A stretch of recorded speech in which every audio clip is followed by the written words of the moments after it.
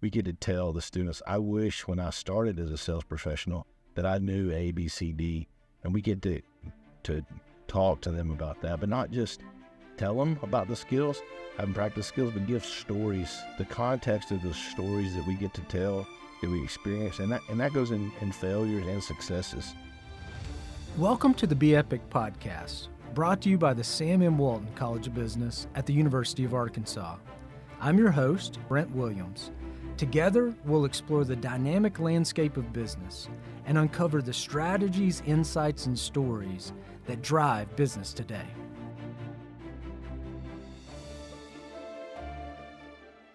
Well, today I have with me Judith Folse, who is Department Chair of the Department of Marketing in the Walton College, and I have John Ballentine, who is the Sales Program Director, also in the Department of Marketing. So, Judith, John, welcome. Thank you. We're very grateful to be here. So much of a blessing to be here. Well, our topic today is going to be about sales, and sales sales experience is something that I feel like had a big impact on my professional journey. I spent 5 or 6 years in a sales role, and I just think I have used those skills in every part of my career and probably maybe to some degree every part of my life. And it's just made a big impact. And, you know, Judith, you've been with us now at the Walton College for about 3 full semesters at this point. And as you came in to lead the marketing department, one of the things we decided to really focus on was sales. So, you know, why was that so important to you? Well, really, at the end of the day, it's about students and the opportunities that students have in the marketplace. And I spent my first year listening and learning, and I listened to faculty, whether they were teaching one course or they were teaching a full load, if they had taught only one time or if they'd been here for 30 years, to get their perspective and how I could help them. I talked to industry, and industry was really insightful, and then learned from students what they valued and recognized the potential opportunity for students here, not only in Northwest Arkansas, but really nationwide in terms of sales. So I feel like we have such an opportunity and really an obligation to help students be very successful.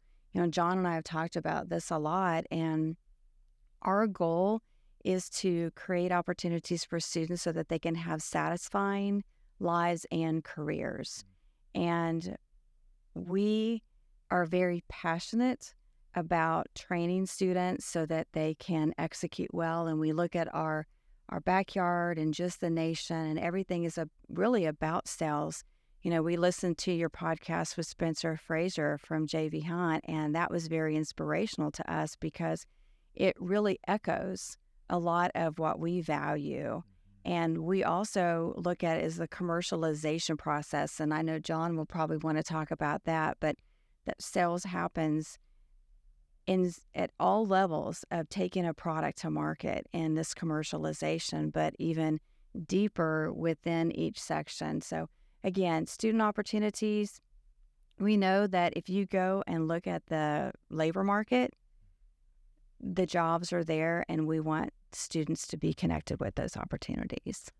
When we started thinking about this initiative, and John, I think this is one thing you and I talked about really early.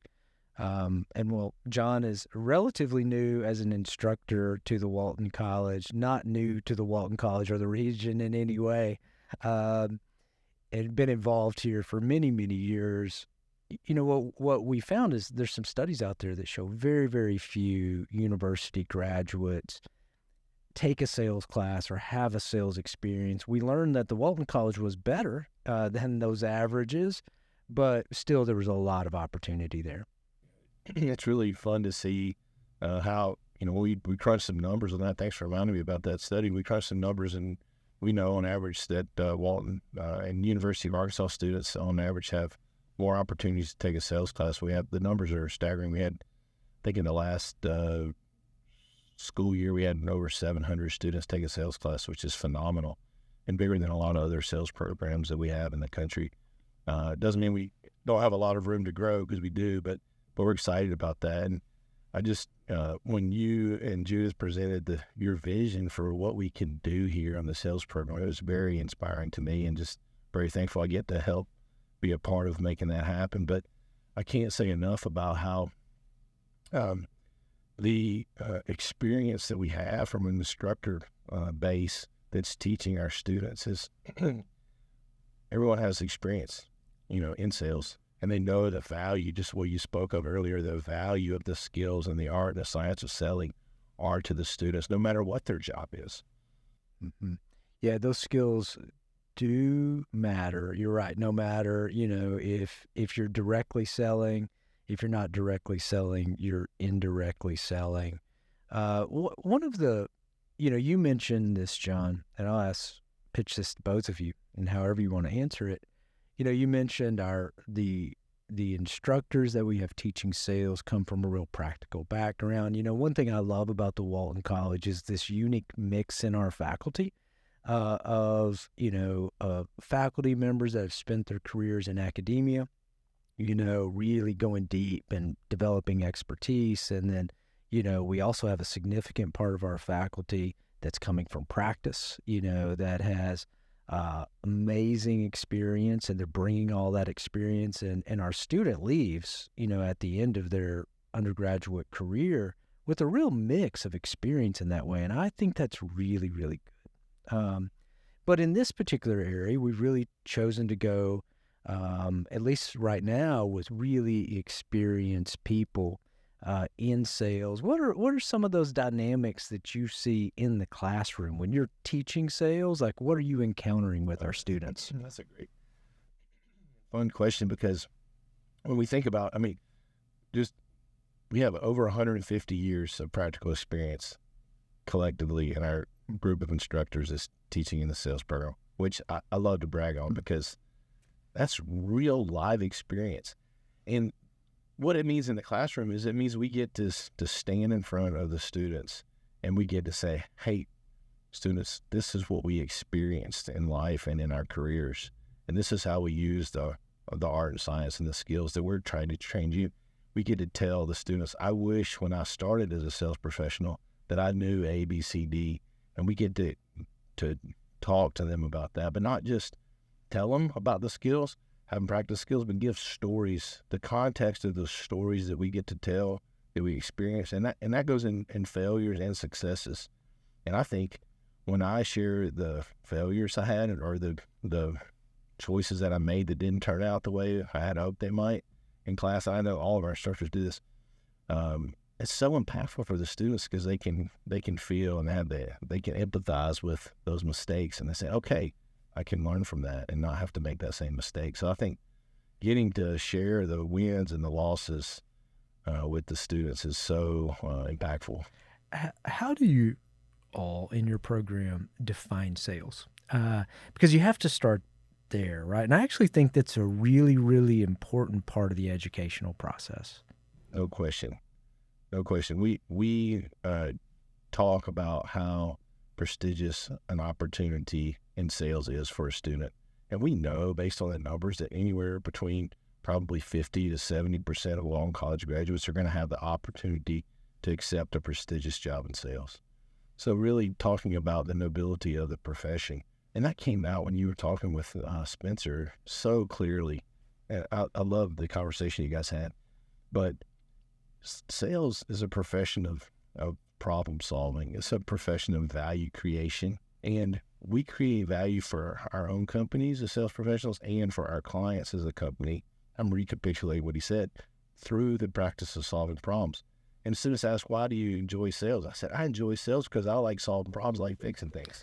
Yeah, because you like solving problems and you like working with people to do it, right? And that's what I love about the sales process. And Judith, one thing I feel like you've done really well since you've been here is you've been very strategic, first of all.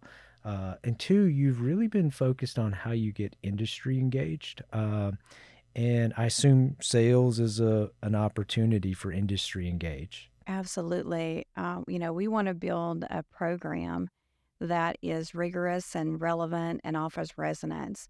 And we really are seeking partners who want to lean in and help us with this process. So We have great sales competitions here on campus that have been traditions for years. And I'll be honest, I came in with one lens and have had a couple of paradigm shifts since I've been here. Okay. You got to tell us about those. Okay. So when I was on my listening and learning journey, I really wanted to absorb every single thing that I was learning. As I told you, I talked to people from industry, and first of all, I went to the sales competition. And most universities that have sales programs, they will coach students and then they will take them to these different competitions out of state. And they'll take maybe 6 to 8 students for a few competitions a semester. When I went to our sales competition for the first time, I was completely blown away.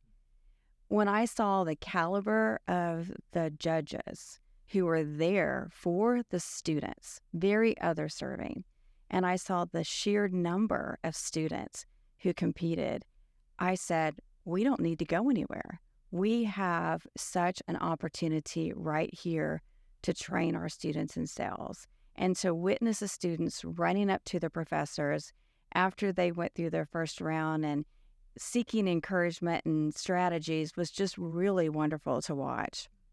And I am very proud of the fact that we've been very intentional on growing that sales competition, and we can speak to that a little bit. I can share the numbers. They're ingrained in my brain because I'm so happy. The first, in fall of 2022, we had 56 students compete in the sales competition. In the spring, we had 98 the following spring. And in fall of 2023, we had 145. Wow. I like your growth rate. Yeah, we do too. We're very proud of it. And I'm so proud of this sales team that we have in place. So that was my first paradigm shift. I said, we can serve a greater number of students. We can impact the lives of more people, and we can serve our industry. And you could see that industry really is wanting to be a part of this. I mean, they're coming to the competitions. They're leaning in. They're encouraging students. It's amazing to really see that. And I know we'll probably talk about that again, the pride that we have in executing a sales competition with excellence. So you've got 700 plus students taking a sales class, and then you've got 150 or so now in the fall of 2023, going above and beyond that and getting this deeper experience. The sales competition is something I love as well. John, tell us a little bit about how it works. Okay, sure. It's pretty simple. We invite industry to come in and sponsor a case. So we work with the industry partner to write a case for the students to present, and the case can be somewhat simple, but basically you have a little bit of research you need to do about the product line or the company, what your product offering is, and then we have a specific ask. So there's a close that the student's going to look for, and then they schedule a follow up. But the organization, we have in the morning students compete, and in the afternoon we choose the top 6 students, and in the afternoon they compete in what we call the finals. So that's the basic situation. We need about somewhere between 30 to 60 judges, for a 2-day event. Okay. So, and our industry partners have really responded to show up for that. But the students present, and they have a rubric they go through, and basically we follow the steps of the sales process, and we ask them to follow those steps of the sales process to close a deal in a 10-minute, 15-minute presentation. It's a role play, so it's a little bit contrived environment, but the idea is to practice and gain confidence and understand how this can flow. And then we really want to train the students. You have to uncover the needs of the client so you can tie your solution to their need, and then understand what objections they may have and overcome those objections. So that's what we ask them to do in the role play. So I heard a story from one of you, and I don't remember which one actually I heard it from, maybe both, from the fall competition about a group that actually really didn't have the confidence going in, but the competition made a major, major difference. And so this is about learning, right? So this is about learning and role playing, but this is so much about confidence. Yeah, One absolutely. of you tell that story. Yeah, John, go ahead. Well, first of all, almost every student in the fall of 2023, we did some team competitions, and the idea was to increase the number of students we can get through. They have that experience, but it's so fascinating to see how nervous and concerned the students are, and they do a lot of work. I mean, they put a lot of work into getting ready for this and do a good job, and we mentor and coach. But there's a lot of maybe fear is not the right word, but concern going into the competition. But once they make that first presentation and they walk out, it is so much joy for me to see the faces of the students light up and have that confidence. And almost in every case, they say, I gained so much confidence from doing this. And in the fall competition, there was a team of students that presented, and they weren't really expecting to do well, but they did exceptionally well. And they were chosen to go to the finals. And I can distinctly remember their professor was standing next to me, Mr. Fairman, and the team came up to us, and they looked at us with this great concern.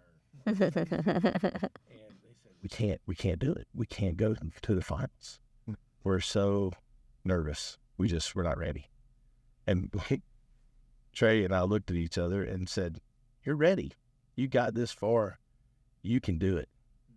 And they did it. And guess what? They got second place in the entire competition. Mm-hmm. So fun. And the students that come to and participate, they get job offers.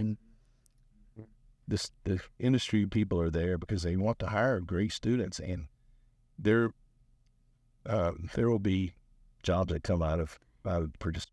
Yes, some of the judges were coming up to us, asking us about some of the students. How do you pronounce that student's name? We want to go talk to that student. And it was really exciting to see how much the judges were leaning in and, getting involved and recognizing the talent. I want to go back to that moment for that this group of students. Likely life-changing, potentially at least.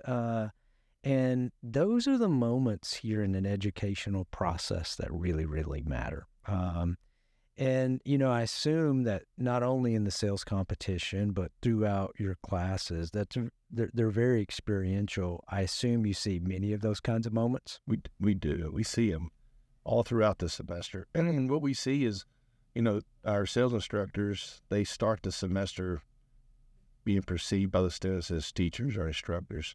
Well, by the end of the semester, they're seen as mentors or coaches. Mm-hmm. And I love that shift that happens because it's true. It's and if we're interested in all this, the care that this group of instructors and all of the Walton College professors really, but we care so much about the life and career of the student and their success. But seeing that manifest itself in the coaching opportunities that we have just to help the students get ready for a sales competition or the career fair or a job interview or their first role is where I see that manifestation of that care and that mentorship. So it's fun to watch that. But to your point about the confidence building and the life changing, I had a student after one class, and it was life changing for me to hear this. But the student said, Mr.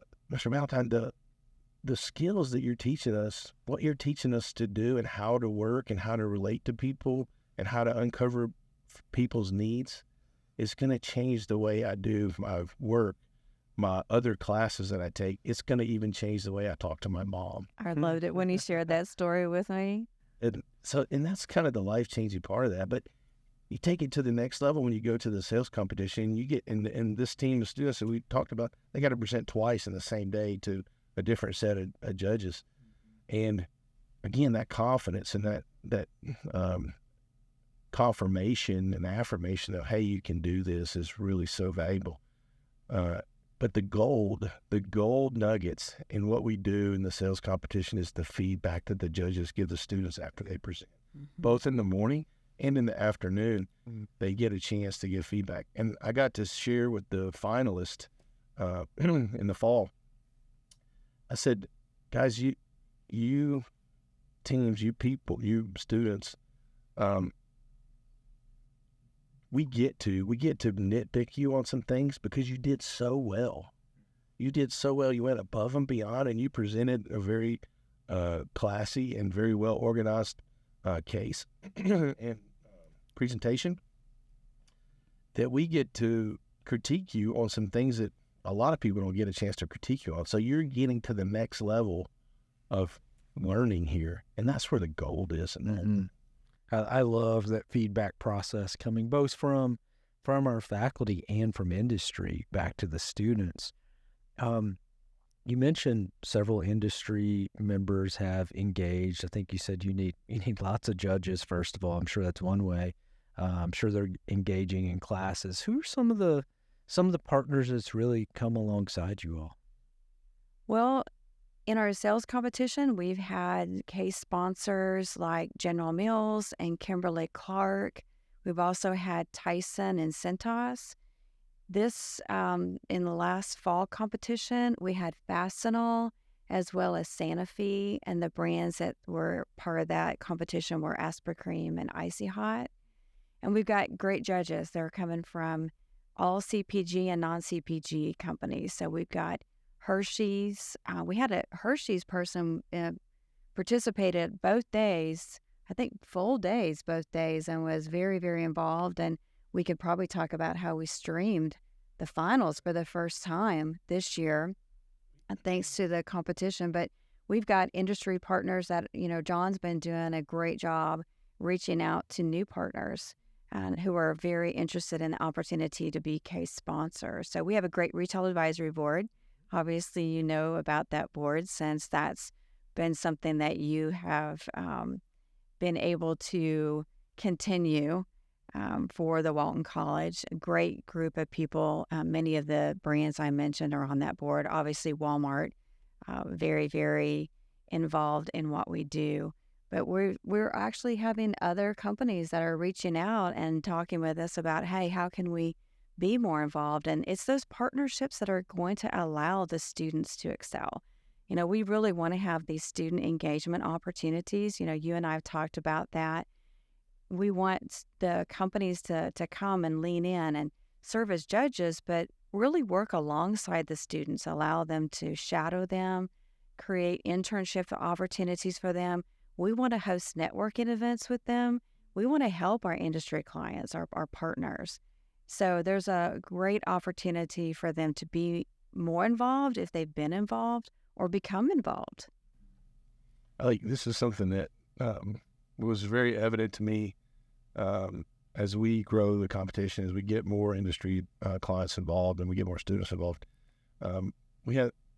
This was somewhat of a revelation to me as we think about the commercialization of sales. I visualize it as a pyramid, and the pinnacle of the pyramid is when we deliver products to retail, and we have a team of salespeople that work with the retailers to do all the things that they do that are very special to get the products into retail.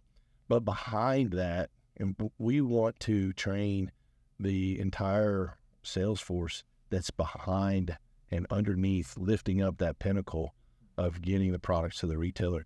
And you can break that all the way back down to the farm, right? To if it's a food product.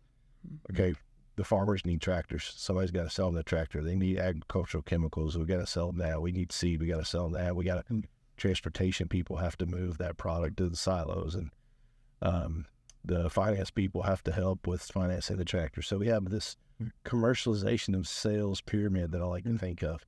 And it was so evident to me in this last fall that our client base is expanding to where we're filling more of that commercialization of sales pyramid up, because we've got packaging companies. International Paper joined us for the first time and brought 2 sales professionals and their HR person that's rebuilding their entire sales training program. And they engage with us and engage with the students. And it was so fun to see their engagement with that.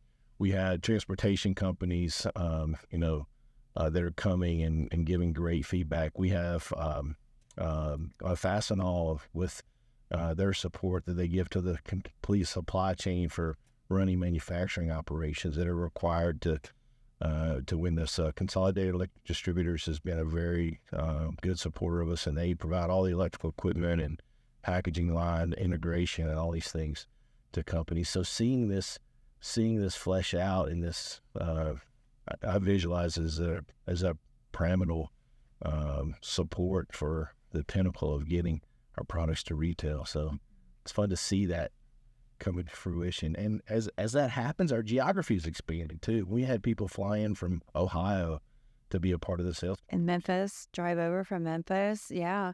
And the one thing that we really loved when we think about this commercialization, because John presented it to me and I said, we've got to talk about this at the Retail Advisory Board meeting, because it really just shows that sales really occurs throughout the process. Like John said, it starts at the farm with the seed, and it ends up as maybe a cereal box that's on the shelf at Walmart.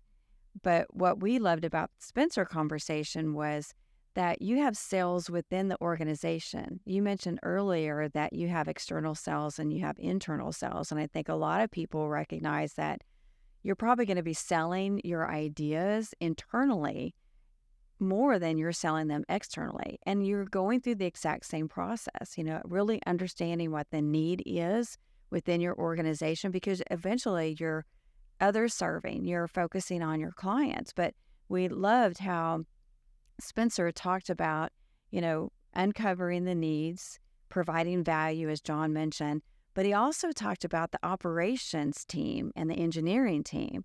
And he said the operations teams, that's really the closing team, because the fact that they're able to gain the trust of the client because they're showing how they can actually execute. So it starts with maybe the salesperson or the frontline person who's working with a client and understanding what the needs are, and then going back to different teams and identifying potential solutions and then presenting them. But it's the entire company that's really selling and delivering. So when we talked about the commercialization process, we kind of took a step back and said, wow, now that we've listened to Spencer, it's even deeper than we envisioned it as being in terms of opportunities for students in sales. And so, look at the different industries that have opportunities for students. You've got the financial industry, you've got CPG, you have industrial sales, you have consultative selling. And then we also have opportunities to help engineering students and other students really at the University of Arkansas, within the Walton College and outside the Walton College, really gain these transferable skills and be successful in the marketplace. And this just makes us so excited to think about the impact that we can have. And that goes back to that paradigm shift that I had, where we can serve more students and impact their lives, give them the confidence to be successful because of the competitions. And we're actually expanding our competition from a 2-day competition to a 3-day competition. And we're identifying different ways that we can continue to elevate the competition and the program. So for the first time in the fall of 2023, we had team selling, because we recognized that there would be that really mimics what happens in the marketplace. You walk in and you have a team of people. Spencer's podcast, once again, talking about teams. And so we thought this is a great opportunity for students to work as teams and in their role playing. And it allowed us to touch more students, but also allow them to gain greater skill sets that are more transferable. A couple of things strike me from all of that. One is like this program, in terms of industry engagement, there's an opportunity maybe for any company to engage in this. It doesn't matter what you're producing, what your service is, how you're engaged in the value chain. You can engage whether you're big or small. Absolutely. Actually, we believe that our purpose is to be other serving. And we would love the opportunity to work alongside companies that really want to hire students who can uncover the needs of their clients and help them excel in the marketplace and build teams. Absolutely. The one I just have been listening to you talk, Judith, and connecting one of the questions that Brent asked about what is it we teach our students when it comes to the art, science of selling, and here you reminded me about this when you referenced the operations people making the clothes and building that trust. Mm-hmm. And we talk about this every day in class, that sales professionals operate under the highest level of integrity and build trust with their clients. If you don't have that trust that you build with the client, you don't have an opportunity to engage that client, understand what their needs are. Mm-hmm. And I had we were so blessed to have so many great people that are able to come and help deliver content in our sales class. And one of the sales development managers at our directors of sales development at Simmons Foods comes and talks to my class every semester. I have him come talk toward the end of the class, and he walked in and he said, "Okay, students, I want you to tell me the number one thing that a sales professional needs to develop in order to be successful." And several students answered questions that were all very close to accurate. But finally, the one student said, "Trust." And he says, "Absolutely, if you have to start there." And I think and when you ask sourcing professionals, what's the most important thing about a sales professional? Trust and integrity. Such a great point, and such a it's so critical, right, that we're teaching our undergraduate students that is the core, because it's going to set them up for success going forward. So I guess a takeaway for me, if I'm a company that wants to engage in the sales program, there's probably a place for me. So reach out to John Ballentine if you're listening and want to engage. The other key takeaway for me is that there's really an opportunity for the Walton College through this program, because it doesn't matter if you're a marketing major, or if you are a civil engineer, or if you're in poultry science, and anywhere in between, probably a sales experience could help you. So we have an introduction to sales class. We have an advanced sales class. We're developing and implementing sales applications. We also have sales analytics in the program. So, it sounds like to me you're starting with really foundational concepts of you're solving problems with sales. You've got to start with trust and integrity. But in the program, we're going all the way to how are you applying technology to sales? Yeah, absolutely. I'm really proud of the team that we have in place, our sales team, and that we're able to offer, these 4 different courses. We'll be in our 4th, like John said, in spring of 2024, because, for sales analytics, we're using insights to guide a lot of these decisions. And we really need that in today's age where all of the decisions are based on data. And we anticipate even more growth in terms of digital. I really loved how, I keep going back to Spencer, but I loved how he talked about the fact that the relationships are always going to be key in sales, but the digital world is changing the way that we actually deliver content and conversations on some occasions with the clients, helping us shape the content so that the students who go through that course are getting cutting edge opportunities to excel when they hit their first sales job. Well, Judith and John, I am so proud of both of you and all of the team that you've put together and what you're doing. I think, just it feels like a few short months ago that we really started pursuing this vision in a strong way, and the progress made is tremendous. The growth in the program and the number of students engaging has well exceeded my expectations. I can't wait to see what you all do in the future. Thank you for spending time with me today. Thank you for the opportunity. We're very excited for the future. Build out your vision, Brent. This is it is a lot of fun. Thank you. On behalf of the Walton College, thank you for joining us for this captivating conversation. To stay connected and never miss an episode, simply search for Be Epic on your preferred podcast service.